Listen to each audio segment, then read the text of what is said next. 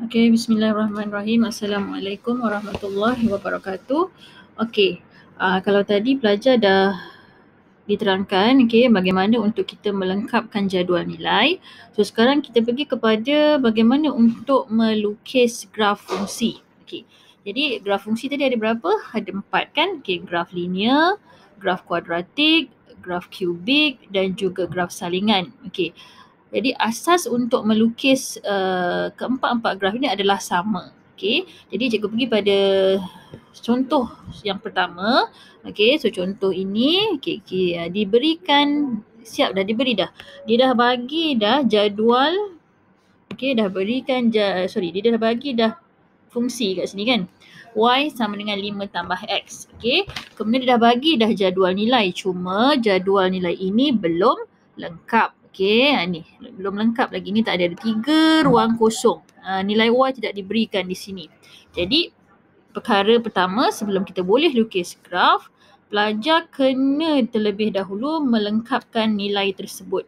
So bagaimana nak lengkapkan nilai tersebut? Sebagaimana yang cikgu katakan tadi, masukkan dia punya fungsi dahulu. Okay, so kita ada apa? Alpha Y. Okay, alpha sama dengan 5 tambah dengan alpha X. Okay, kemudian kita masukkan calculate dekat sini. Kita nak cari apa? Negatif 2. So dekat situ berapa nilainya? So kita dapat di situ nilainya adalah sini 3. Kemudian seterusnya, alright. Ingat jangan tekan button lain, terus tekan calculate. Masukkan nilai apa? X sama dengan 1 di situ. Tekan sama dengan. So di sini awak dapat nilai dia 6. Lagi satu. Calculate. Itu berapa? X dia sama dengan 2. Kan sama dengan, so dapat di sini 7. Sudah lengkap dah dia punya jadual nilai X, nilai Y di situ. So sekarang kita pergi kepada bagaimana untuk melukis graf. So bila nak lukis graf, perkara pertama kena tengok skala. Saya rasa dalam geografi pun awak dah belajar dah benda ni sebenarnya.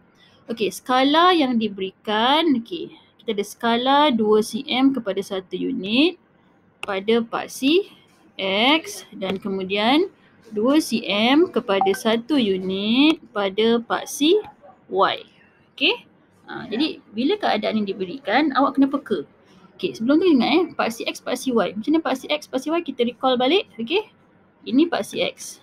Kan? Yang mengufuk paksi X, yang menegak ialah paksi Y.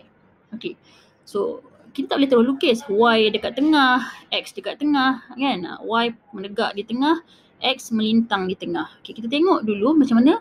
Yang pertama sebelum ni awak lukis paksi Y dulu. So nak letak paksi Y, kita boleh letak paksi Y. Kalau ni kertas graf, mungkin letak kat tepi ke, kat tengah ke. Bagaimana nak lihat benda ni? Kita tengok, bila nak lukis paksi Y, kita tengok nilai-nilai X. So nilai X kat sini paling kecil, negatif 3. So awak cara dia macam mana? Ni garisan-garisan yang besar ini menggambarkan 2 cm. Ini antara garisan besar ni dengan garisan besar ni, yang tebal ni ialah 2 cm. Tak payah ukur lah 2 cm tu. Katalah kita letak sini ialah negatif 3. So ini negatif 2, ini negatif 1, sifar 1, 2, 3 dan 4. So kat mana nak letak paksi Y? Pada nilai kosong kat situ. So ambil pembaris. Saya nak tunjuk kat awak ni, saya guna marker pen warna merah tapi nanti bila awak gunalah yang bersesuaian yang pakai warna merah. Kita letak paksi Y dekat sini. Letak paksi Y betul-betul kat sini. Sengit sikit saya letak tu. Saya tebalkan garisan dia.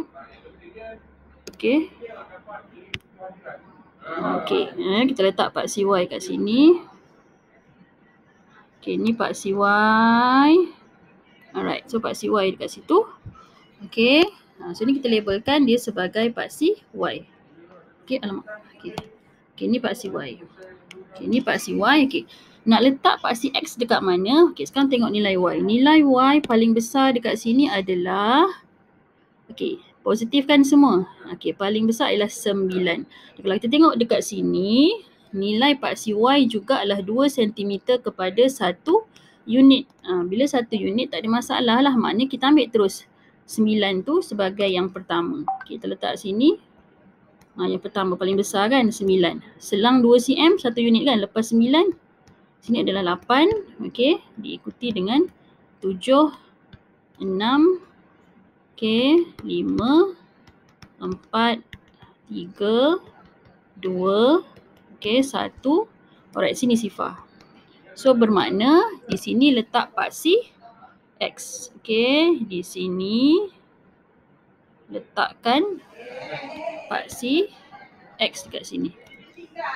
Okey, sinilah paksi X. Okey, perlu tak letak negatif kat bawah tu? Okey, kalau tengok pada jadual nilai ni tak ada nilai negatif untuk Y.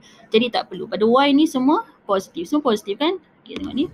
Positif, positif. Semua positif. So, bila semua positif, tak perlulah letak negatif kat bawah ni. Cukup kat situ. Cuma kita lengkapkan dia punya nilai X kat sini. Ni masukkan tadi apa? Ini 1.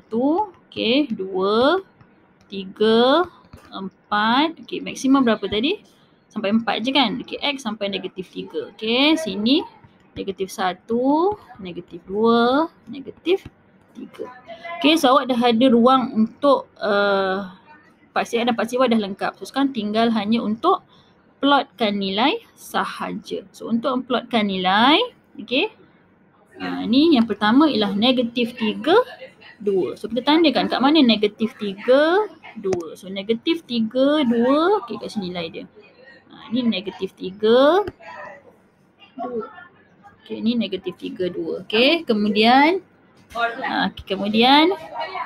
negatif 2, 3. So negatif 2, 3 mana? Okey, sini negatif 2, 3. Okey, kemudian negatif 1, 4. Okey, ni negatif 1, 4. Okey, diikuti dengan sifar 5. Okey, sifar 5. Okey, kemudian kita ada 1, 6. 1, 6. Okey, ni 1, 6. Okey, kemudian kita ada apa? 2, 7. Paksi X 2. Okey, paksi Y 7 mana? Okey, sini. Okey, kemudian 3, 8. Okey, ni 3. Okey, alright, sini 8. Diikuti dengan 4, 9. Okey, sini 4, paksi X 4. Okey, paksi Y 9 di sini. Okay, kalau perhatikan keadaan titik ni semua bersifat garis lurus.